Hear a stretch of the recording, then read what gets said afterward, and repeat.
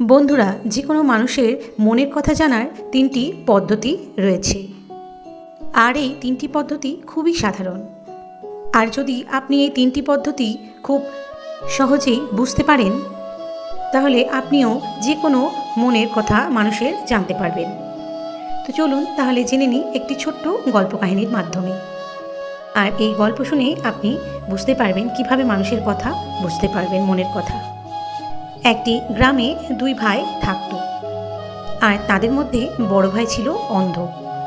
একদিন ছোট ভাই দেখে তাদের চাষের জমিতে অনেক রকম বন্য পশু এসে তাদের জমির ফসল সব নষ্ট করে দেয়।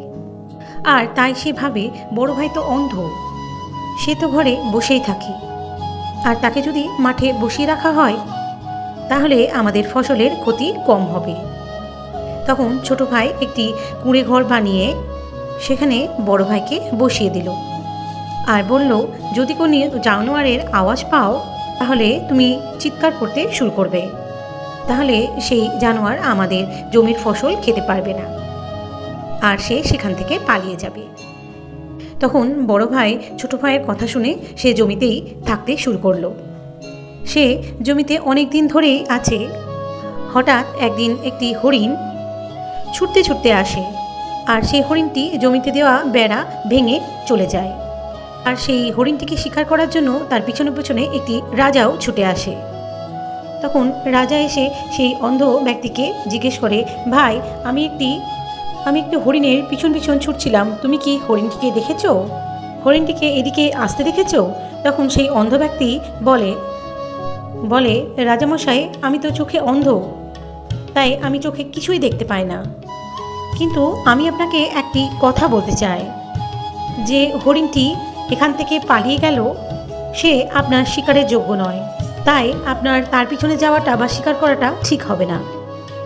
রাজামশাই তার কথা শুনে আশ্চর্য হয়ে যায় এবং সেখানে দাঁড়িয়ে তাকে জিজ্ঞেস করে, এবং রাজা মনে মনে ভাবে, এই ব্যক্তি তো, কিন্তু তাহলেও সে কি করে বুঝলো যে হরিণটি আমার শিকারের যোগ্য নয়? তখন রাজা তাকে জিজ্ঞেস করে, কেন ভাই, কি হয়েছে? সেই হরিণের পিছনে আমি যেতে পারি না কেন? আর তুমি কি এমন দেখেছো যে বলছো ওই হরিণ আমার শিকারের যোগ্য নয়?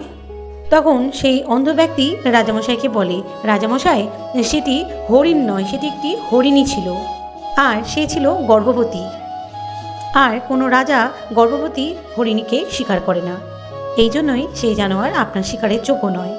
তখন এই কথা শুনে রাজামশাই আরও আশ্চর্য হয়ে যান। রাজামশাই মনে মনে ভাবে, সে তো একজন অন্ধ ব্যক্তি, সে কি করে জানলো সেটা হরিণী ছিল, আর সেই হরিণীটি গর্ভবতীও ছিল?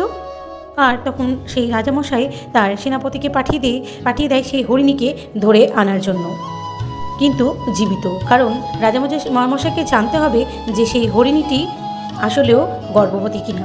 আর এই অন্ধ ব্যক্তি তো খুব আত্মবিশ্বাসের সঙ্গে বলছে সে হরিণীটি ছিল একটি গর্ভবতী, আর সেটা আমাদের শিকারের যোগ্য নয়।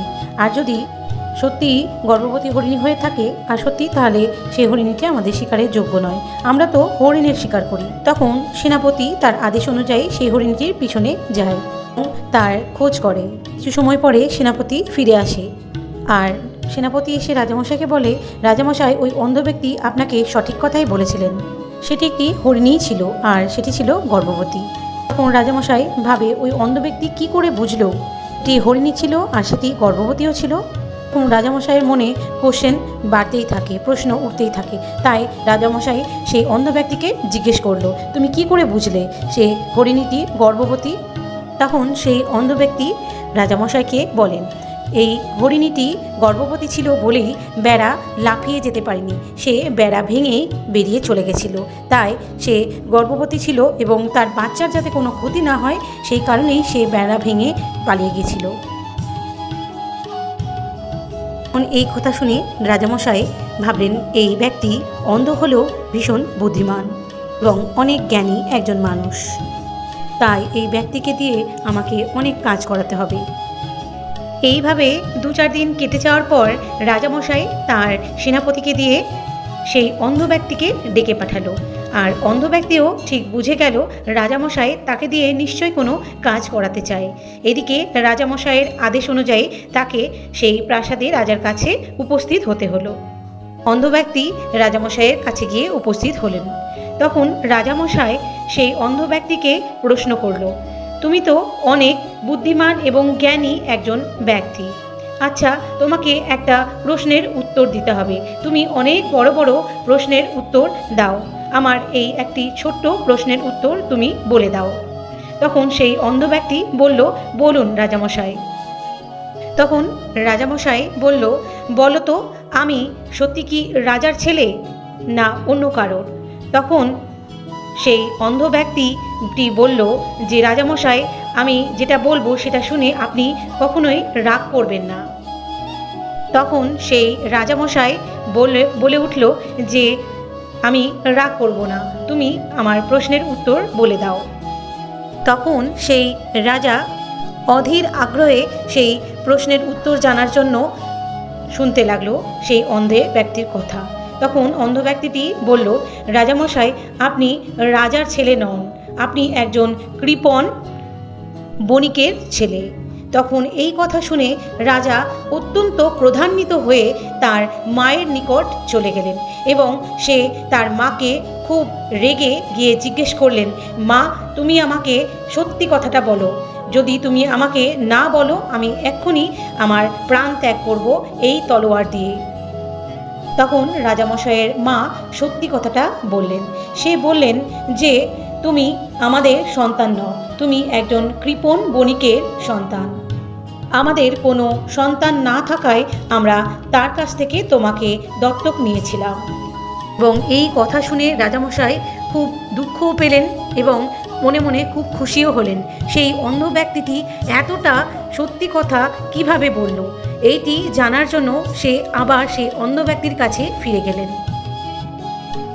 তখন রাজামশাই সেই অন্ধ ব্যক্তির কাছে ফিরে গিয়ে তাকে জিজ্ঞেস করলে, তুমি কিভাবে জানলে আমি একজন কৃপণ বণিকের সন্তান? তখন সেই অন্ধ ব্যক্তি রাজাকে বললেন যে রাজামশাই আমি আপনাকে এতগুলো কোশ্চেনের উত্তর দিলাম, আপনি অন্য কোনো রাজা হলেও আমাকে অনেক উপহার প্রদান করত এবং অনেক কিছু আমাকে দিত, কিন্তু আপনি আমাকে এখনো পর্যন্ত একটাও উপহার দেননি, তাই আমি এটা দেখে বুঝতে পারলাম যে আপনি একজন কৃপণ রাজা।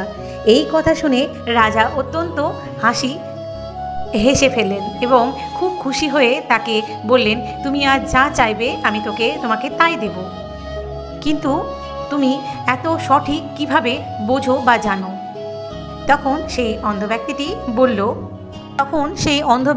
বলল, রাজামশাই আমি চোখে দেখতে পাই না ঠিকই, আমি কিন্তু মানুষের মন বুঝতে পারি, মানুষের অঙ্গভঙ্গি দেখে আমি বুঝতে পারি, মানুষের অঙ্গভঙ্গিতেও একটি ভাষা রয়েছে যেটা আমি খুব সহজেই বুঝতে পারি। মানুষের শরীরের অঙ্গভঙ্গিতে বোঝা যায় মানুষের চোখ, জিভ, হাত, মুখ এবং তার ঠোঁট কিভাবে কাজ করছে, এই শরীরের অঙ্গভঙ্গি আমি পড়তে পারি, আর সেই কারণে আমি সেই সামনে থাকা মানুষটির সমস্ত রকম সম্পর্কে জানতে পারি।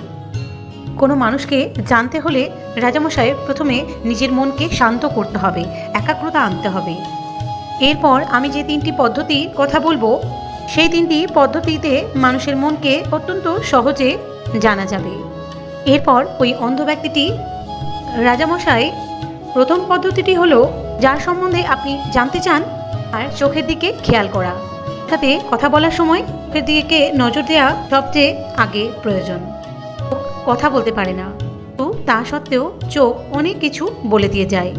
তখন আমরা কোনো ব্যক্তির চোখের ইশারাকে বুঝতে পারবো, তার মনে কি চলছে সেটাও খুব সহজেই আমরা বুঝতে পারবো। কাছে তো চোখ নেই, তবুও আমি এই বিদ্যা আমার গুরুদেবের কাছে থেকে অর্জন করেছি। 2 বছর আগে আমার চোখে দৃষ্টি ছিল, আমি তখন আমার চোখ দিয়ে মানুষের মন পড়তে পারতাম। তার চোখের দিকে তাকিয়ে অনেক কিছু পড়তে হবে, যেমন কিভাবে সে চোখের পলক ফেলে আর কোন কোন দিকে সে তাকায়। যদি তার চোখ এদিক ওদিক ঘুরতে থাকে তাহলে তখন আপনি তার সঙ্গে কথা বলবেন, তখন তার চোখ কোন দিকে ঘুরছে, নিচের দিকে রয়েছে না উপর দিকে রয়েছে, আশেপাশের দিকে তার চোখ ঘোরাচ্ছে কি তার চোখে আনন্দ দেখতে পাচ্ছেন, উদাসীন দেখতে পাচ্ছেন। কোনো চোরের চোখ দেখলেই বুঝতে পারবো যে সেই ব্যক্তি কোনো অপরাধ বা ভুল কাজ করেছে। এমনভাবেই কোনো চালাক ব্যক্তি দেখব তার চোখের তাকানোটাই হবে অন্যরকম।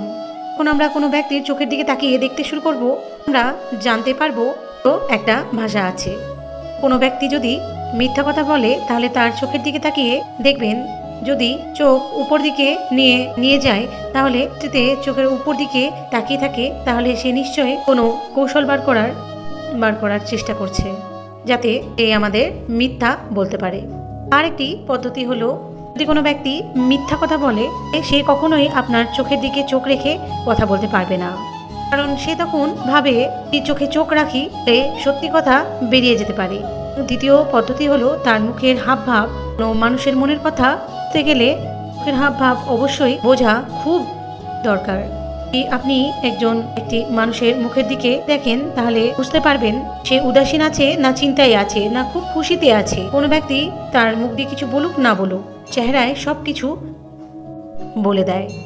যেমন কোনো স্থানে যদি 10-15 জন দাঁড়িয়ে থাকে, এখানে পুলিশ আসে, যে ব্যক্তি অপরাধ করে আছে দেখে পুলিশ এতেই বুঝে যাবে কারণ সে ব্যক্তি অপরাধী, কারণ সে ব্যক্তির মুখমণ্ডল শুকিয়ে আসবে, কথা বলতে গিয়ে গলা শুকিয়ে আসবে। আপনি একটা কথা লক্ষ্য করে দেখবেন, ব্যক্তি আমাদের মিথ্যা কথা বলে তাহলে গলা তখন শুকিয়ে আসে এবং সে কথা বলতে গিয়েও বাধাপ্রাপ্ত হয়, বারবার জল পান করতে থাকে। এইভাবেই আমাদেরকে তার চেহারা পড়ে নিতে হবে। এবং সর্বশেষ তৃতীয় পদ্ধতি হলো তার হাতের ইশারা বা অঙ্গভঙ্গি, তার শরীরের অঙ্গভঙ্গি বোঝা। ব্যক্তির মনের কথা জানার জন্য তার শরীরের অঙ্গভঙ্গি এবং হাতের ইশারা আপনাকে সর্বপ্রথমে বুঝতে হবে। যখন কোনো ব্যক্তি কথা বলে তার হাত অবশ্যই এছাড়া করতে থাকে, হাতের সাথে সাথে শরীরেও অনেক অঙ্গভঙ্গি করতে থাকে। শরীরের সেই ইশারায় আমরা বুঝতে পারি এর ব্যক্তি আমাদের তোটা ধ্যানপূর্বক অর্থাৎ মনোযোগ সহকারে শুনছে। আমরা বুঝতে পারবো তার মনে কি চলছে। বডি ল্যাঙ্গুয়েজ দেখার জন্য তার হাত মটকানো, শরীর মটকানো, ঝোঁকা, বসা, বারবার হাত মুখে নিয়ে আসা, বিভিন্ন রকম অঙ্গভঙ্গি সে করতে থাকবে। একটি হাত আরেকটি হাতের সঙ্গে ঘর্ষণ করা, অনেক রকম শারীরিক অঙ্গভঙ্গি সে করতে থাকবে। এগুলোর উপর যদি আমরা খুব মনোযোগ সহকারে দেখি তাহলে আমরা কিন্তু সেই মানুষটি সম্পর্কে এবং তার মনের কথা খুব সহজেই বুঝে নিতে পারবো তার মনে কি চলছে। যদি আমরা এই 3টি পদ্ধতির ওপর খুব মনোযোগ সহকারে দিতে পারি তাহলে আমরা আর এই 3টি পদ্ধতি বুঝে নিতে পারি, তাহলে আমাদের যে কোনো মানুষ সম্পর্কে বুঝতে বা পড়তে বা তার মনের ভিতরে কি চলছে সেটা বুঝে নিতে খুব একটা অসুবিধা হবে না, খুব সহজেই আমরা বুঝে নিতে পারবো। মানুষের মনের কথা তার চরিত্রে, তার হাবভাবে অবশ্যই ফুটে উঠবে। এই 3টি পদ্ধতির মাধ্যমেই আমরা কিন্তু খুব সহজেই সেই ব্যক্তির মনের কথা পড়ে নিতে পারবো। এই সমস্ত কিছু বোঝার আগে আমাদের মনকে শান্ত করতে হবে এবং একাগ্রতা আনতে হবে। বন্ধুরা, ভিডিওটি যদি ভালো লাগে অবশ্যই একটি লাইক এবং শেয়ার করে দেবেন। আপনি যদি আমার চ্যানেলে নতুন বন্ধু হয়ে থাকেন অবশ্যই চ্যানেলটি সাবস্ক্রাইব করে পাশে থাকা বেল আইকনটি প্রেস করে দেবেন পরবর্তী ভিডিও দেখার জন্য। দেখা হবে আরও একটি ভিডিওর সাথে, ততক্ষণের জন্য ভালো থাকুন, সুস্থ থাকুন, নমস্কার।